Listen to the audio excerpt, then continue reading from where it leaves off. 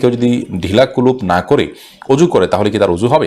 নামাজে সিজদা করতে গেলে ছোট বাচ্চা সিজদার জায়গায় বসে থাকলে কোথায় সিজদা দিব? আমার ভাতিজা আমাকে ছোট আব্বু বলে ডাকে, এতে কোনো সমস্যা হবে কিনা? নামাজের মধ্যে ফুল শার্ট ভাঁজ করা থাকলে নামাজ মাকরু হবে কিনা? মেয়েদের মাসের একটা নির্দিষ্ট সময় নামাজ পড়তে হয় না, ওই সময় কি নখে নেল পালিশ লাগাতে পারবে? কাপড়ে যদি মাসিকের দাগ লাগে, ধোয়ার পর যদি সে দাগ না ওঠে সে কাপড় দিয়ে কি নামাজ হবে? একটি মেয়ের গর্ভের সন্তানের 3 মাস হওয়ার আগেই গর্ভের বাচ্চা নষ্ট করে ফেলে, তাহলে কি সে গুনাহগার হবে? একাকী ডিপ্রেশন বা অতিরিক্ত চিন্তা থেকে কিভাবে বেঁচে থাকতে পারি? পরিবারের সদস্যদের সঙ্গে শান্তি বজায় রাখার জন্য ছোট ছোট মিথ্যা বলা যাবে কিনা? নামাজে যদি নিজের অনিচ্ছা সত্ত্বেও কোনো দুশ্চিন্তা চলে আসে তাহলে কি নামাজের কোনো ক্ষতি হবে? শিশুরা ঘুমের ভেতর হাসলে অনেকে বলে ফেরেশতাগণ তাদের সাথে খেলা করে, এটা কতটুকু সত্য? আমার 1.5 বছরের একটি বাবু আছে, তাকে ঘুম পাড়িয়ে তাহাজ্জুদ পড়া কষ্টসাধ্য হয়ে যায়, সেক্ষেত্রে কি আমি এশার পর তাহাজ্জুদ পড়ে নিতে পারবো? আর বিলম্ব না করে চলুন আপনাদের প্রশ্ন উত্তর দেওয়ার আলোকিত ভবনে আমরা প্রবেশ করি। উম্মে সালমা আপনি লিখেছেন, এখনকার মেয়েরা সরাসরি বলে শ্বশুর শাশুড়ির সেবা যত্ন করা আমার জন্য ফরজ না, আমি কিছু করতে পারবো না, এটা কতটুকু যুক্তিযুক্ত? দেখুন, শ্বশুর শাশুড়ির সেবা করা ফরজ না, ঠিক আছে, কিন্তু বয়স্কদের সম্মান করা এবং তাদের সেবা যত্ন সাধ্য অনুযায়ী করা, এটা তো ইসলাম শরিয়ার নির্দেশনা। আপনি যদি বড়দের আপনি যথাযথ সম্মান না দেন, তাদের সম্মানের অংশ হিসেবে তাদের প্রয়োজনীয় সেবাটুকু যদি আপনি না করেন, একেবারে অপারগতা শিখা আপনি কথা বলেন, অপারগতার কথা জানান, তাহলে সেক্ষেত্রে এটা সন্দেহাতীতভাবে আপনার ভুল। আমাদের অনেক বোনরা আজকাল এই কাজটি করছেন। আপনি এখন শ্বশুর হবেন, শাশুড়ি হবেন, তখন পুত্রবধূ আপনাকে স্নেহ করুক, মমতার পরশ দিয়ে আপনাকে আগলে রাখুক এবং আপনাকে ন্যূনতম সেবাটুকু দেখে, এটা কিন্তু আপনি চাইবেন, আপনার ভালো লাগবে এই বিষয়টা, সেটি মাথায় রেখে আপনার এটি করা উচিত। শ্বশুর শাশুড়িরও এক্ষেত্রে তাদেরকে কাজের মেয়ে হিসেবে ট্রিট করা, তাদের কাছ থেকে একেবারে সব তারাই করে দিবে, এমনকি নিজের মেয়েটা বসে থাকবে, তারাই সব করবে, এরকম মানসিকতা তাদেরও বর্জন করা উচিত, কারণ শরীয়তে সে নির্দেশ নয়। নিজের সন্তানরা তার জন্য মূল সেবাটা করবেন, পাশাপাশি পুত্রবধূরাও চেষ্টা করবেন তাদের জায়গা থেকে সেবা দেওয়ার। বিশেষ করে স্বামী যিনি সংসারের উন্নতির জন্য অনেক কষ্ট করে চলেছেন, তিনি এত কষ্ট না করলেও পারেন শরিয়ার দৃষ্টিকোণ থেকে, তারপর তিনি করছেন স্ত্রী এবং সন্তানদের উজ্জ্বল ভবিষ্যতের জন্য। তো তার বাবা মাকে তার অ্যাবসেন্সে দেখে শুনে রাখা, এটা তো নৈতিক দায়িত্বের অংশ। বিধায় শরিয়ার দৃষ্টিকোণ থেকেও আপনি হাল জাযাউল ইহসান ইল্লাল ইহসান, কোরআনে আল্লাহ বলেছেন ইহসানের বিনিময়ে আপনি ইহসান করা উচিত। তার স্বামী আপনার জন্য ইহসান করছেন, আপনিও তার প্রতি ইহসান করুন, তার বাবা মার প্রতি আপনি সেবা যত্ন করার মাধ্যমে। সেটুকু আমাদের মধ্যে থাকতে হবে। এটা যদি না থাকে তাহলে অমানবিকতা বা আপনার অসৌজন্যতা, অভদ্রতা এবং বড়দের প্রতি সম্মান প্রদর্শন না করা, এগুলো কখনো মুমিনের চরিত্র নয়। বিধায় শুধুমাত্র আইন দিয়ে, ফরজ ওয়াজিব দিয়ে সব কিছু চালানোর চেষ্টা করা উচিত নয়।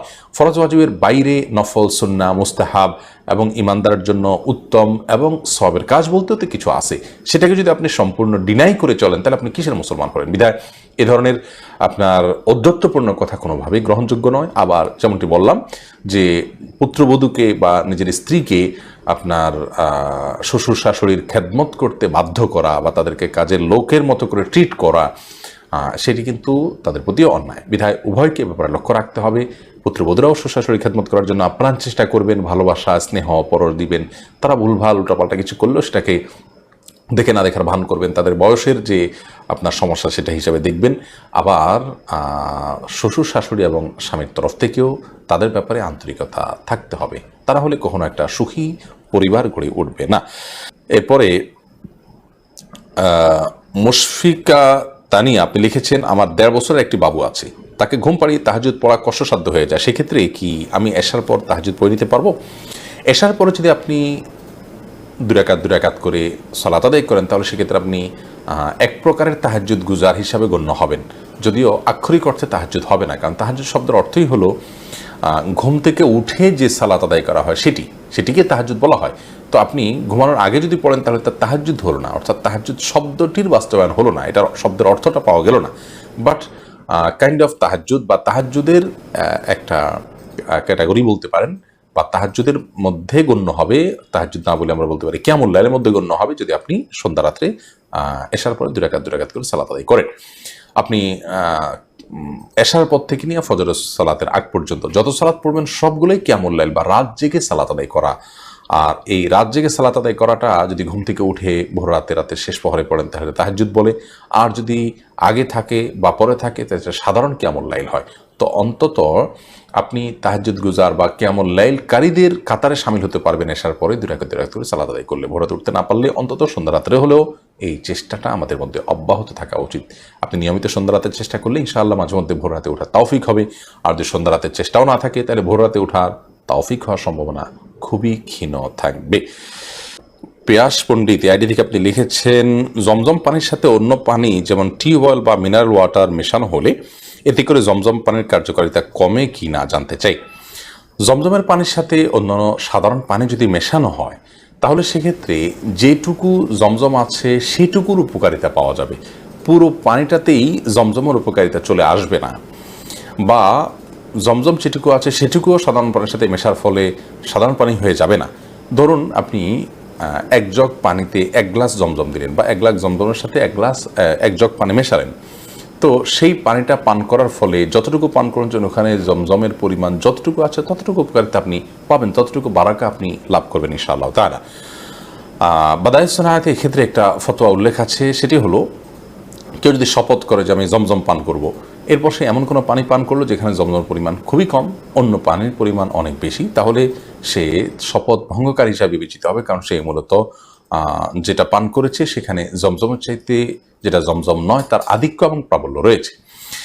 তো এটা হলো শপথের বিষয়। কিন্তু সাধারণ অর্থে মার্কাজুল ফতোয়া, কাতার ভিত্তিক ইসলামিক ফতোয়ার ওয়েবসাইটে মুফতিগণের ফতোয়া এরকমই যে জমজমের সাথে অন্য পানি যদি মেশানো হয় তাহলে সেক্ষেত্রে লাভের কিছুই হবে না। যেটুকু জমজম মিশবে, ধরুন আপনি 1 গ্লাস পানি পান করেছেন মেশানো পানি থেকে, সেখানে জমজমের পরিমাণ যদি 5% হয় তাহলে 5% পানির উপকারিতা, জমজমের উপকারিতা আপনি পান করলেন। মানে 5% পানি খেলে যতটুকু উপকারিতা হতো জমজমের ততটুকু আপনি ফজিলত আপনি লাভ করবেন। 1 গ্লাস এর ফজিলত পুরোপুরি লাভ করবে না। বিধায় আমরা বলতে পারি জমজমের সাথে জমজম নয় এমন পানি মেশানোর বিশেষ কোনো উপকারিতা নেই। তারপরও আমাদের সমাজে মানুষ এটা করে থাকে এবং এক্ষেত্রে একটা জায়গায় আপনার আপত্তির বিষয় আছে বেশ বড় করে, সেটা হলো আপনি কাউকে জমজমের পানি হাদিয়া দিলেন, বলেন জমজমের পানি, অথচ সেখানে জমজমের চাইতে জমজম নয় এমন পানির পরিমাণ বেশি আছে বা অনেক পানি আপনি মিশিয়ে সেখানে দিলেন, তাহলে সেটা কিন্তু এক ধরনের প্রতারণা হয়, কারণ ভদ্রলোক সেটাকে পুরোপুরি জমজম জ্ঞান করে খাবে। এই জন্য এই জমজমের সাথে জমজম নয় এমন পানি মেশানোর বিশেষ কোনো যৌক্তিক কারণ অন্তত থাকতে পারে না এবং ক্ষেত্র বিশেষে এটি প্রতারণার ব্যাপার থাকতে পারে। সেজন্য সেটি যদি প্রতারণার বিষয় থাকে গুনাহ হতে পারে। অর্থাৎ আপনি কাউকে জমজম বলে দিলেন এবং বিষয়টা তার কাছে অস্পষ্ট থাকলো, সেই জমজম মনে করি খালো, তাহলে এটা এক ধরনের প্রতারণা কিন্তু তার সাথে হয়। তো এই বিষয়টা পরিহার করাটাই হলো উচিত এবং কর্তব্য। এরপরে চামেলি খাতুন আপনি লিখেছেন, পরিবারের সদস্যদের সঙ্গে শান্তি বজায় রাখার জন্য ছোট ছোট মিথ্যা বলা যাবে কিনা? ছোট ছোট মিথ্যা আর বড় বড় মিথ্যা সর্বাবস্থায় ঘৃণিত এবং জঘন্য অপরাধ। এটি মৌলিকভাবে করা যাবে না। তবে দুজনের মধ্যকার বিবাদ মেটাবার জন্য যদি মিথ্যা বলতে হয়, একজনের কাছে গিয়ে অন্যজনের ব্যাপারে ইতিবাচক কথা, এমন কোনো কথা বলা যাতে করে তাদের মধ্যে সম্পর্কটা জোড়া লাগে, তো সেটাকে শরিয়া জায়েজ রেখেছে। পরিবারের সদস্যদের মধ্যে যদি এরকম কোনো পরিস্থিতি তৈরি হয় তাহলে সেক্ষেত্রে ওই ধরনের মিথ্যা কথা বলা জায়েজ আছে। এছাড়া আপনি খেয়াল খুশি মতো আপনি মিথ্যা বললেন পরিবারের সদস্যদের মধ্যে তথাকথিত শান্তি বজায় রাখার জন্য, এটি জায়েজ নয়। বরং সত্যবাদিতার অভ্যাস আমাদের মধ্যে গড়ে তুলতে হবে। মিথ্যা আজ আমাদের রন্ধ্রে রন্ধ্রে ঢুকে গেছে, যার কারণে আমরা আমাদের কেনাকাটা, আমাদের কাজকাম, আমাদের শিক্ষা জীবন, আমাদের শিক্ষকতার জীবন, আমাদের কর্মজীবন, আমাদের জীবনের প্রতিটা ক্ষেত্রে আজ মিথ্যার সয়লাভ হয়ে গেছে। এই জায়গায় পরিবারের শান্তি বজায় রাখার নাম দিয়ে আবার তথাকথিত ছোট ছোট মিথ্যা বলার বিষয়টি কখনো অনুমোদিত হতে পারে না। মোহাম্মদ জাহাঙ্গীর সানা আপনি লিখেছেন, শিশুরা ঘুমের ভেতর হাসলে অনেকে বলে ফেরেশতাগণ তাদের সাথে খেলা করে, এটা কতটুকু সত্য? না, এরকম কোনো কথা কোন হাদিস দ্বারা প্রমাণিত নয় যে শিশুরা ঘুমের ভিতরে হাসলেই ফেরেশতারা তাদের সাথে খেলা করে। তবে হ্যাঁ, একটা বিষয় বলতেই হবে, তা হলো শিশুরা যদি ঘুমের ভেতরে হাসেন, তো আমরা যেরকম ঘুমে অনেক স্বপ্ন দেখি, সেই স্বপ্ন তারাও দেখে, সেই স্বপ্ন দেখে তারা হাসে, এটাই হলো বাস্তবতা। আর সেই স্বপ্নে তারা যে কোনো কিছু দেখতে পারে, কাকে দেখে সেটা আল্লাহ ভালো জানে, শিশুরা ভালো জানে, যে দেখে সে জানে, বাচ্চা মানুষ। তো এই হাসিটা আমাদের ঘুমের মধ্যেও তো আমরা হাসি বা কান্না করে উঠি বা ভয় পাই বা আনন্দ পাই। তো আমরা যেরকম বিভিন্ন দৃশ্য দেখি, তারাও এরকম ঘুমলে বিভিন্ন দৃশ্য দেখে। এটি হলো সেই বিষয়। এটাকে আপনার ফেরেশতাদের সাথে সাক্ষাৎ এবং তার ফলশ্রুতিতে তাদের সাথে খেলাধুলা করে হাসা, এটা বলাটা আমাদের সমাজে প্রচলিত একটি লোকমুখে প্রচলিত একটি কথা মাত্র। এর কোনো ভিত্তি কোন হাদিস থেকে আছে বলে আমার জানা নেই। মোহাম্মদ মুনতাসির মাহমুদ আপনি লিখেছেন, নামাজে যদি নিজের অনিচ্ছা সত্ত্বেও কোনো দুশ্চিন্তা চলে আসে তাহলে কি নামাজের কোনো ক্ষতি হবে?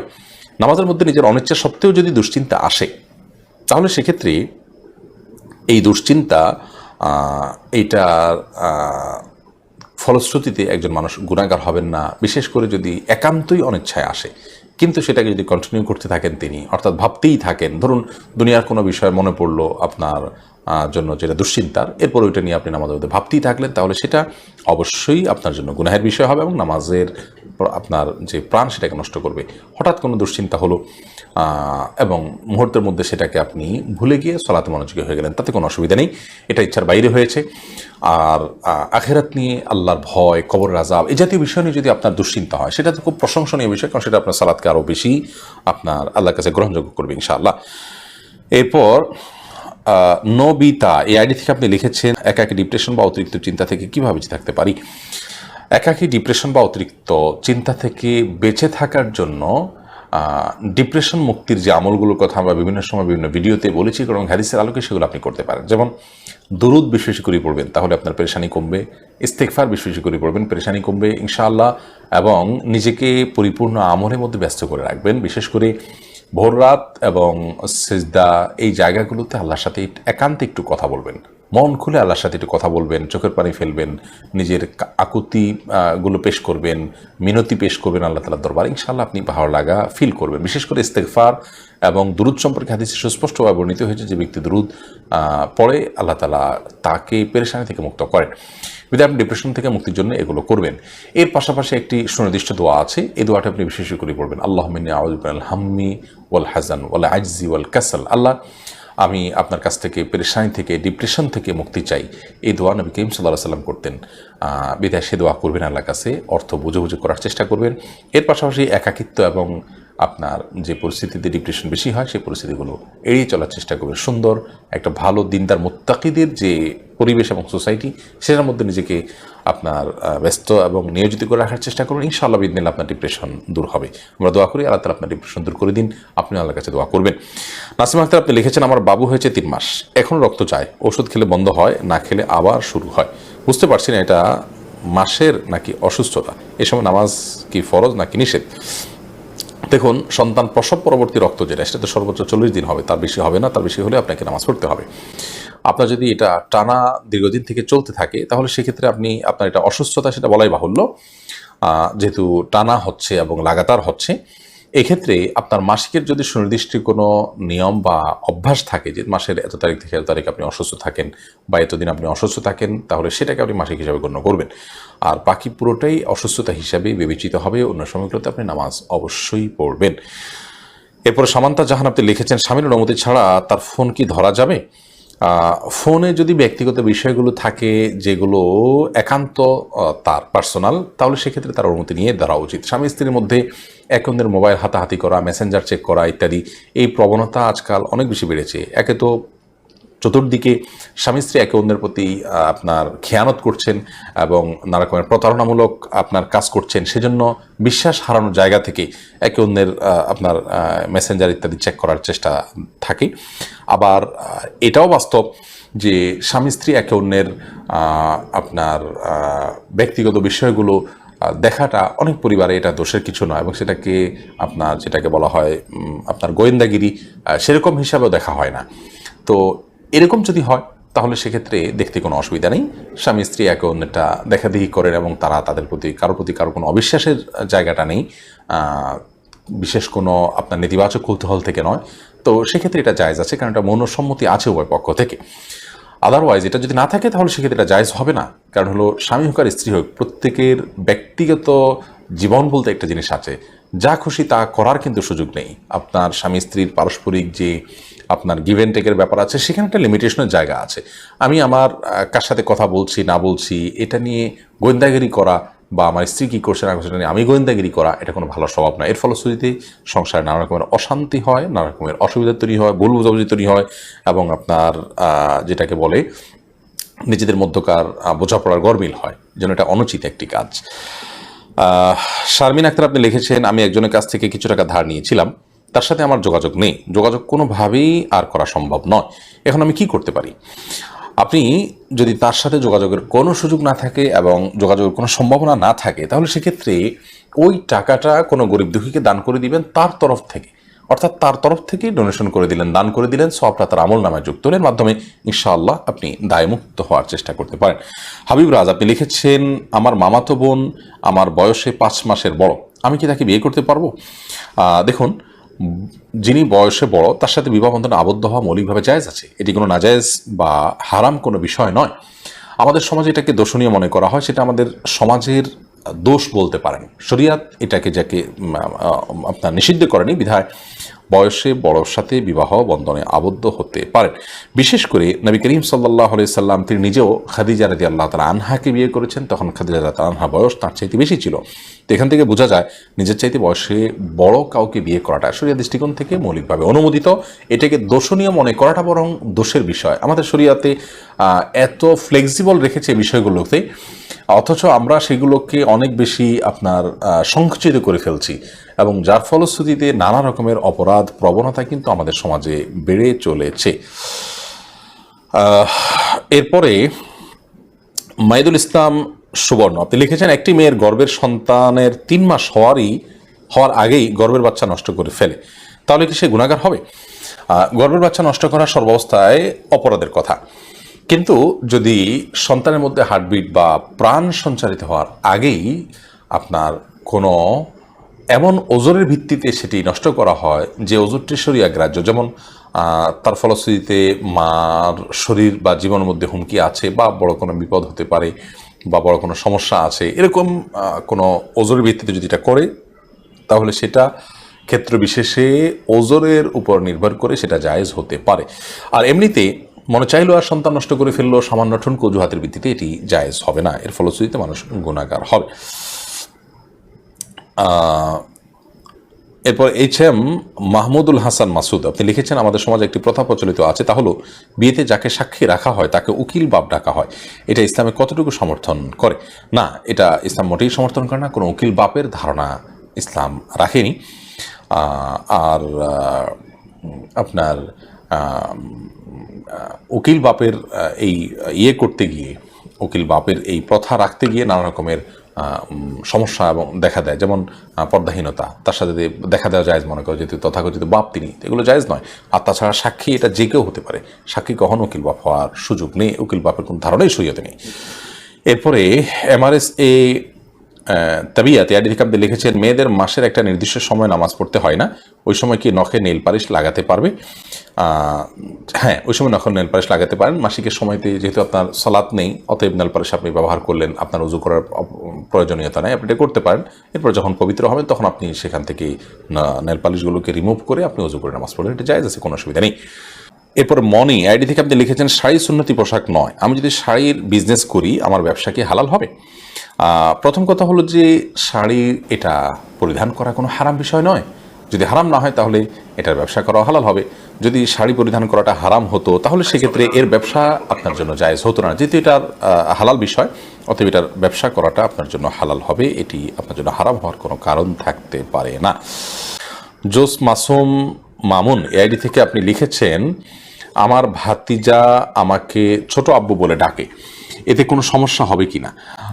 দেখুন, আপনার ভাতিজা যদি আপনাকে ছোট আব্বু বলে ডাকে তাহলে সেক্ষেত্রে মৌলিকভাবে কোনো অসুবিধা নেই, কারণ আমাদের দেশে অনেক এলাকাতে চাচাকে ছোট বাবা বলা হয়। ছোট বাবা বলা হয় এটা রূপক অর্থে, তাকে সত্যিকারের পিতা মনে করে বাবা বলা হয় না।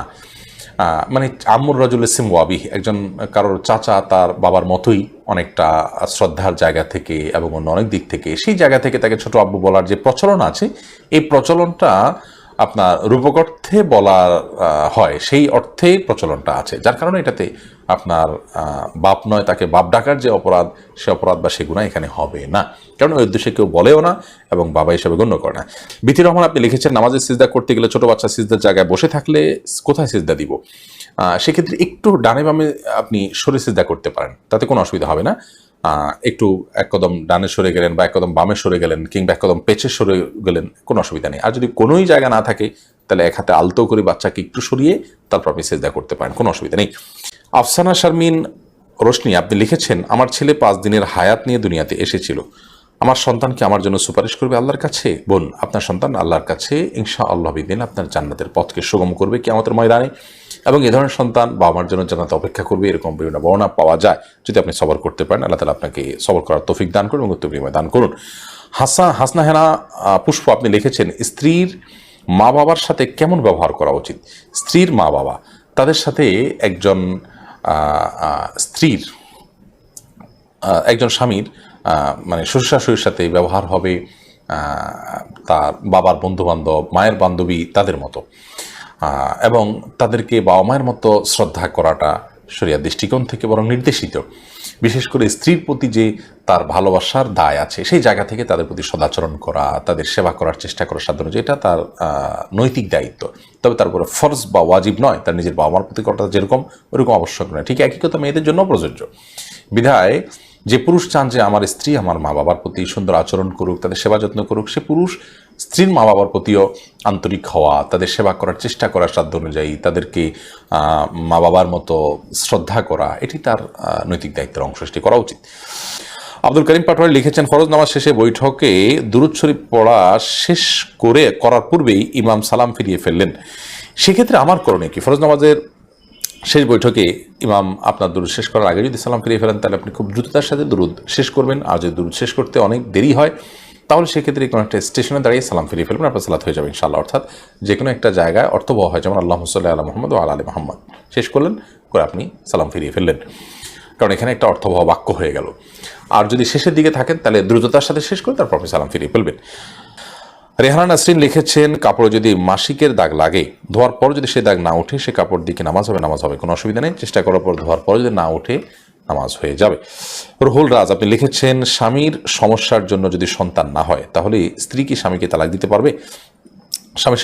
স্বামীর সমস্যার জন্য সন্তান যদি না হয়, তাহলে সেক্ষেত্রে স্ত্রী স্বামীর কাছ থেকে বিচ্ছেদ হওয়ার আপনার দাবি তুলতে পারে যৌক্তিক কারণের ভিত্তিতে।